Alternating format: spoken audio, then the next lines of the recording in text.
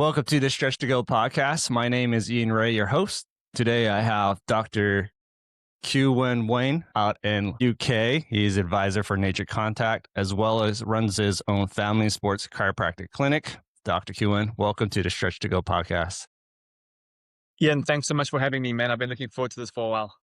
Yes, I appreciate you for the time. And of course, let's dive in.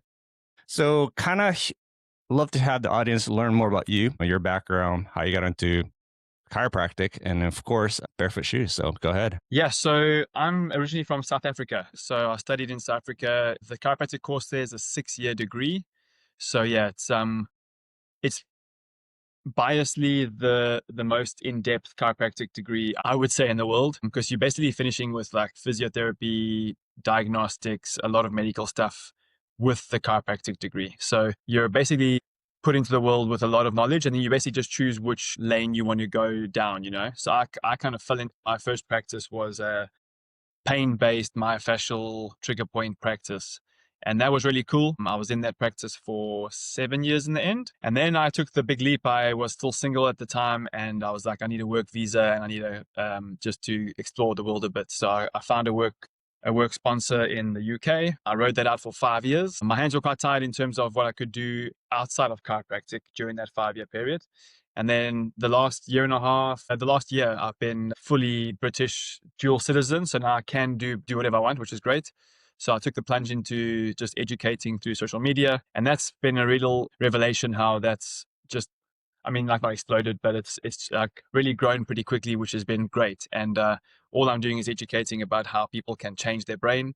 Our protocol in our clinic is behind me. It's the NRE, Neural Re-Education Protocol. It's the assisted relearning of pain-free movement. So we just help patients transition from pain into longevity. As a lot of patients first come to clinics in pain, and then once they're out of pain, then you start promoting longevity and how they can help themselves, and you can just kind of become a facilitator for that, which is pretty cool. During lockdown, I was in the thick of it here in the UK.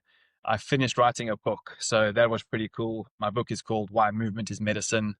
That's a lot of just my life story, a lot of my travels, mostly life stories. It's like definitely like not a textbook, but interwoven into the book is a lot of just health principles and how you can just use movement as medicine. Yeah, totally agree. I feel like maybe it's just recent. Maybe you can attest to it too, like how people are more getting to movement, mobility, and it's an epidemic as far as people becoming in pain and trying to stay away from, let's say, injections, painkillers, and so forth. People are looking for that. But with the type of demographic or people that, are coming to you, who are they? What do they do? What are they coming in with? What type of pain or chronic conditions? Spinal related pain is like the biggest one, right? So lower back, neck, headaches, I'd say are a big chunk of our patients. And then, I suppose just with the kind of fields, like I'm in, so I'm like part of a few local running clubs, cycling clubs and things. So you attract a few sports people. Sports injuries, we see them all, a lot of knee stuff. Knees are very common. And we'll delve into that later about how the barefoot shoe trend is really a great tool to help knee pain. Knees and everything around knees is very common. And then, feet. I treat a lot of feet as well. So whether a patient comes in to see me for their spine, we're always doing a full chain fix anyway. As you know, a patient's back pain might be like where someone's pain is the last link in the chain.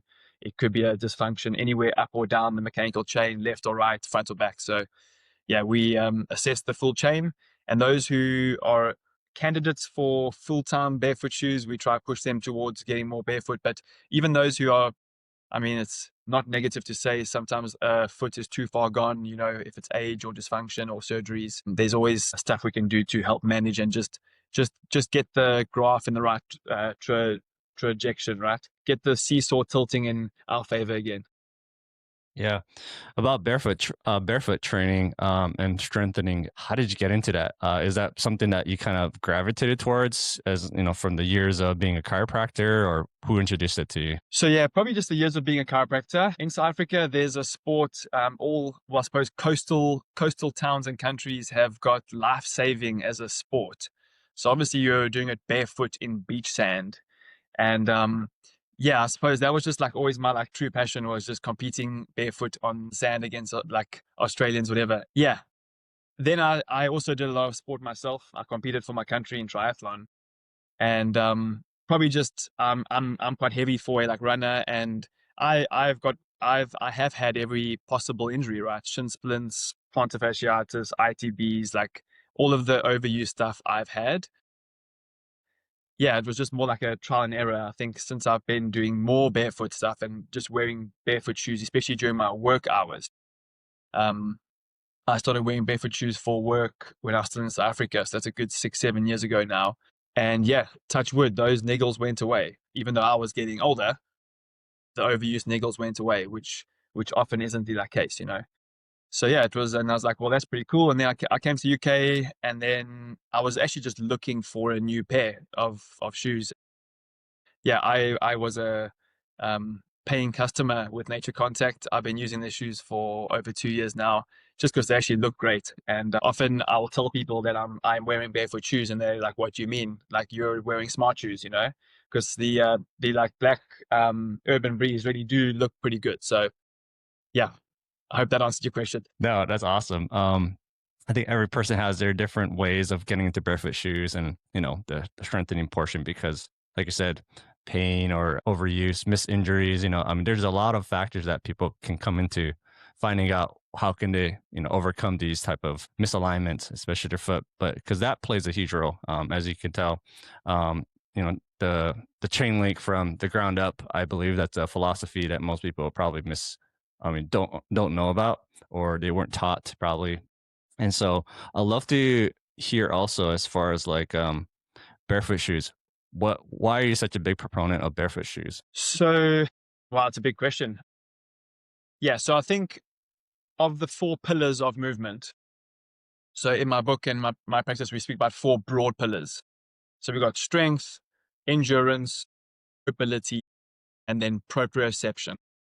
So one of the big major 4 pillars is proprioception, which that's I suppose for the listeners who don't know, it's the position sense of your joints in space.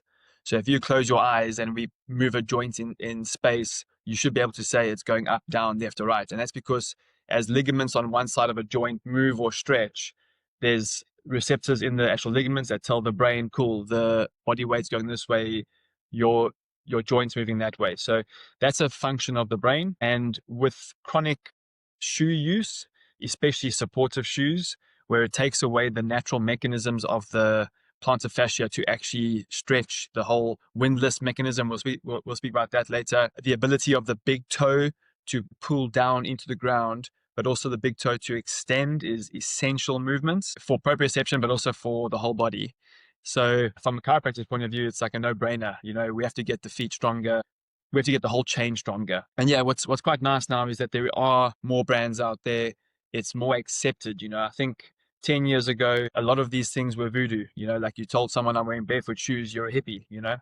So it's really cool that all these things are becoming so natural and accepted that everyone's like, well, obviously you must be barefoot. It's almost like, well, it just makes sense that that's how the foot was designed. So yeah, it just fits well with my whole practice, where we're trying to treat the patient as a whole. We're trying to put their health needs first. And if a foot is causing someone's back pain reoccurrence, we're doing such a disservice if we don't draw at least some attention and education towards the foot. Sure. Yeah. That's the most neglected part, I feel like, because, at birth, you have a perfect natural toe splay, as a child growing up. And then you put them into these conventional shoes where they squish the toes, like you're saying, because I've noticed too, like I've gone to barefoot shoes probably about 2 years ago. And so like, I have to fix my 30 plus years of my proper mechanics of a foot.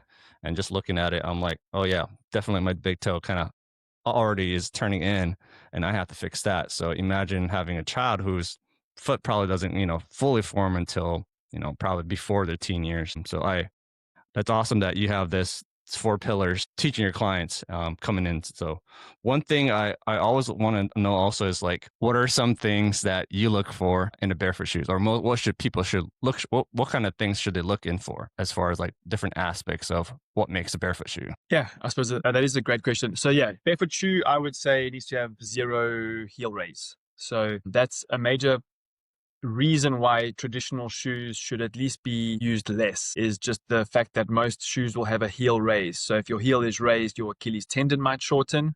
It also just affects how much that whole plantar fascia can actually activate to give you support further up the chain. So zero drop is a big one, which NaturContact definitely is. And then the wide toe box. So the ability of toes, like you mentioned earlier, toes fray, the ability of your toes to be able to spray outwards without restriction is essential. And yeah, that's just so countercultural to how shoes have been traditionally made. Smart shoes, especially heels, oh my gosh, where there's like literally toes are getting angled inwards. And yeah, we'll definitely touch on the mechanism of that big toe windlass mechanism. I think it's a very important mechanism for people to understand. And yeah, you just can't use a whole function of the foot with traditional shoes. Yeah. I think flexibility too, right? Huge role for barefoot shoes, the rigid stiff sole outsole. What other things have you noticed as far Yeah, as what so made?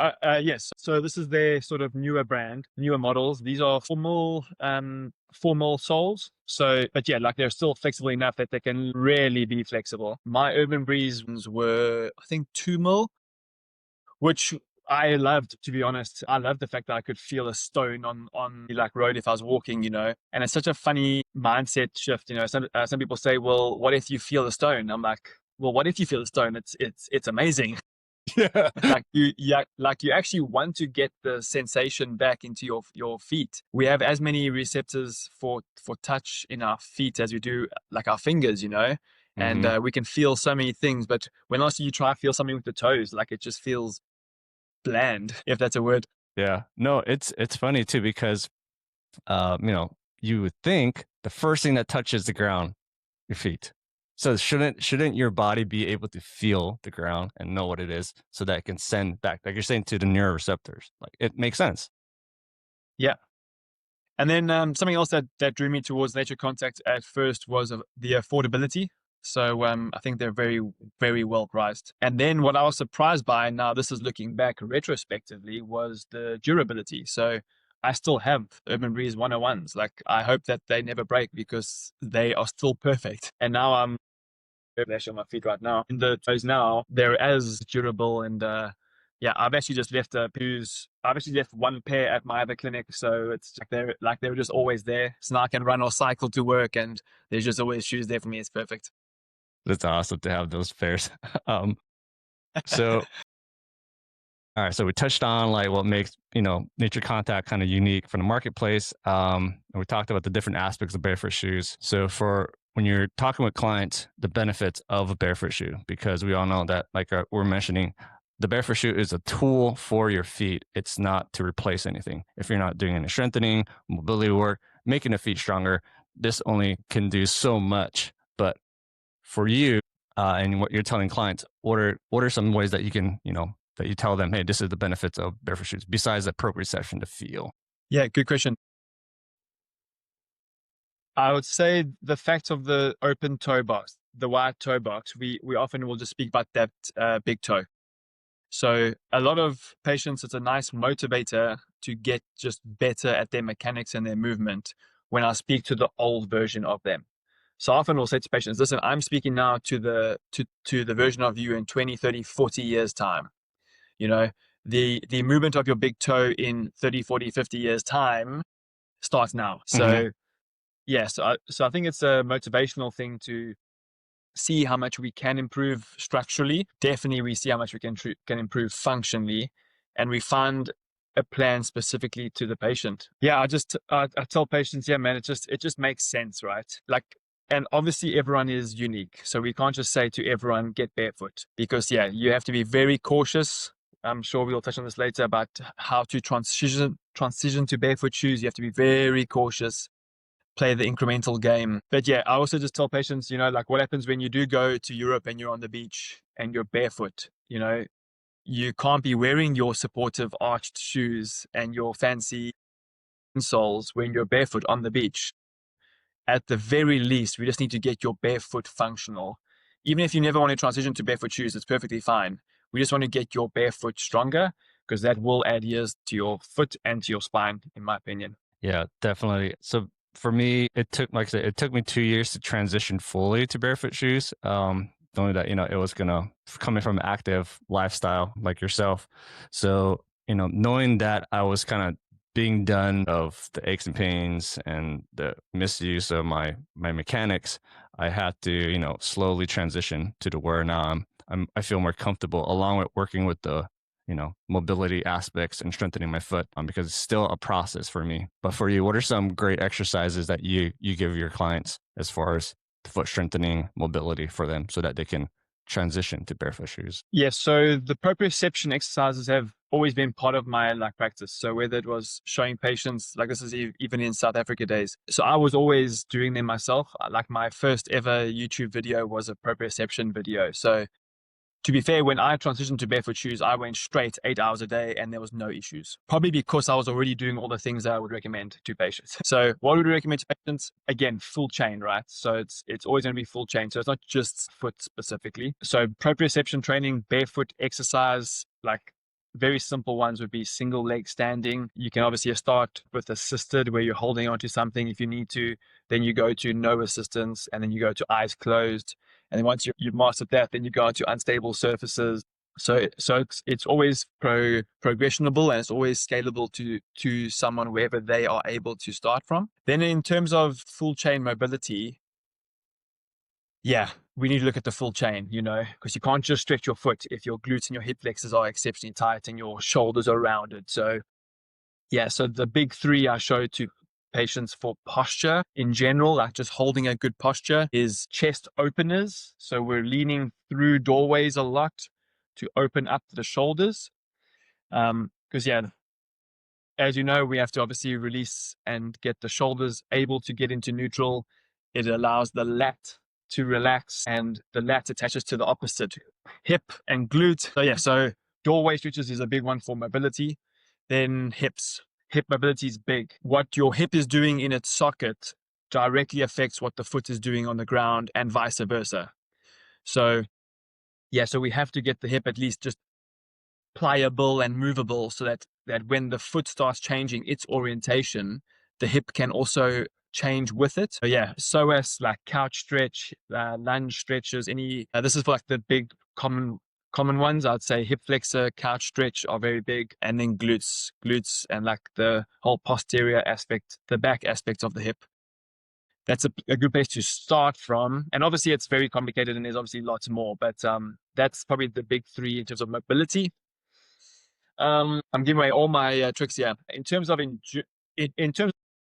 yeah, we are, like, besides just a healthy heart, we also want the muscles able to move for 8 hours, right? So don't go do an 8 hour cycle on your first day, but being able to move your body for an hour or 90 minutes, whether that's on the bike or inclined walking, you just have to have some kind of basic endurance, muscle endurance in the body.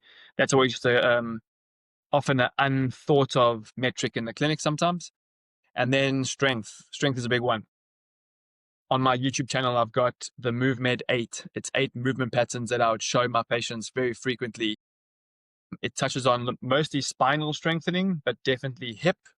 And then there's 2 for the ankle, which is the deep Achilles and calf raises for the Achilles and the plantar fascia, because we're doing this barefoot. And then we've got the tibialis anterior, raise. Obviously you can do this up against a wall, but getting your foot through a kettlebell and physically raising your, Lifting. yes, exactly. So Yeah. that's a game changer. That's on the 8. So it's interesting when 2 of the spinal strengthening 8 muscles are in the feet. Yeah.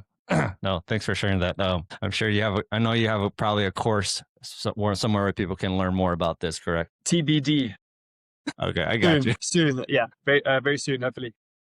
Okay, cool. I didn't want to spill any beans before we go there. All right. So as far as your practice and where you see, this type of movement into the barefoot natural footwear, where do you see that going in the next 5-10 years? Do you see there's a movement that people are gravitating towards, especially these bigger brands or influencers, people who are like yourself, educating people more about the importance of it?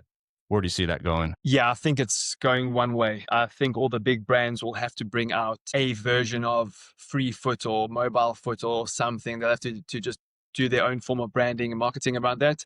But yeah, I think they'll have a range of those. But yeah, like for instance, I still use normal running shoes, So when I put normal shoes on, I feel like I'm running on clouds, not the brand, but yeah. When I put normal shoes on, it feels amazing because your foot is so used to the natural mechanics, right? Hmm. And yeah, I personally think that this whole movement is going towards natural foot health, but even the whole healthcare is going natural, which is great. Yeah, I think being in the allied health professions, it's cool to be positioned where we are now because a lot of people are looking for alternatives. So that's great. Yeah, so I do think the big brands will have to adapt slowly. Not that they need to. I mean, they'll still sell shoes, and not everyone is proactive about their health. I think as being healthy is a cool trend right now. There's still a lot of people who aren't even on board, and might never ever be on board. So I think there will still be a huge market for normal shoes, quote unquote, old school shoes. But there definitely will be a big market for people who want to add years to their body. I think barefoot will be part of the tools. Yeah, I see. Definitely, there's a push, like you're mentioning. Many people I've talked to, having guests, they've seen just the influx because I guess back, 10, 15 years ago, there wasn't much. Maybe Vibram was one of the more popular brands of barefoot shoes, minimalist shoes. But now they're starting to have more, like NaturContact and everyone else who are coming in and offer different type of varieties for people to fit in. Because even, not all barefoot shoes are made equal to everyone's feet. So I think that's one thing that I also have to advise to people is that you just have to try on different shoes. The width of the forefoot is much different. This could be much too narrow for some people. You might have to find something that's wider. So definitely, I think finding the right fit for your foot is also important. So what you call Yeah, I agree with that. Yeah, when I was still flirting around, so I have got two of the other branded shoes too. And yeah, I think like you said, it's almost like find which one works for you best, right? So two of my other brands that I've got, they've actually kind of broken through somewhere. So like just because of probably my foot shape, when I move, there's probably just a big crease at a slightly half a centimeter from where like a normal person's foot might crease. So yes, I agree with that. I found the wear and tear patterns are very different. But I suppose that's with all shoes, right? You might jump into a pair of shoes and get an instant blister. It just means that the foot is differently shaped, right? yeah. I'm learning that myself, just from the many things of, people who have been, like I said, as guests, because the purpose of the podcast is to educate, like I said, the masses, people who are interested in this type of thing or health wise. But I think it's just educating, learning from people like yourself who have been doing this, teaching this to their clients, and hopefully that can help them with whatever situation that they're going through. Last question I have for you is: what are some ways that are you planning to do to create more awareness for people online? I know you said like you might have a course, maybe something going on as far as helping reach a broader audience. So what are you doing to expose yourself to help educate people about barefoot shoes and even like I said, functionally, movement wise? Yeah. So I know you said that you've seen my social media. So at the moment, my socials are literally only education. Yeah, literally. So that's been sort of the last 4 months. We've got a 4.5-month-old baby.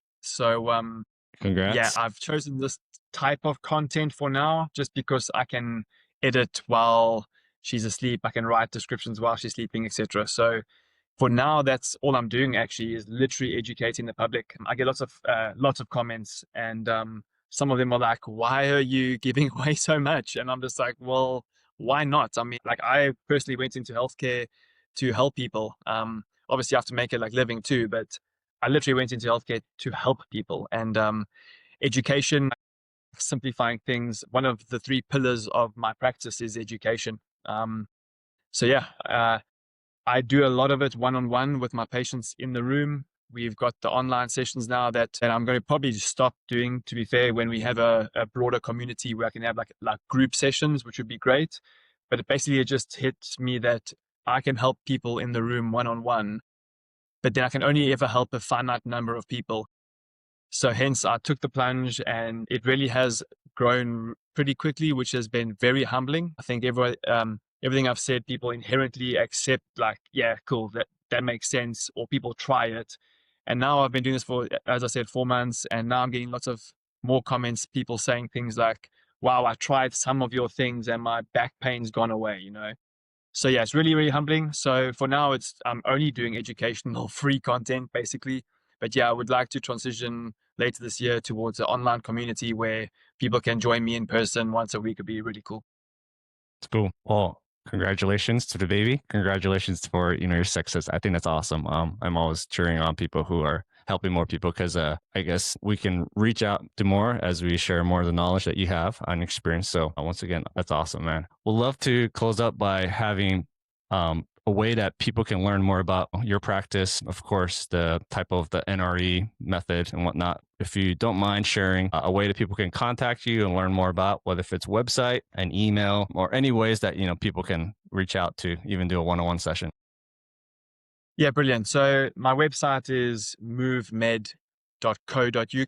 Very simple, MoveMed. And my handle on everything, YouTube and all the others, is movemeduk. I probably should have thought about that because everyone's saying movemeduk, and I'm like, no, it's movemeduk.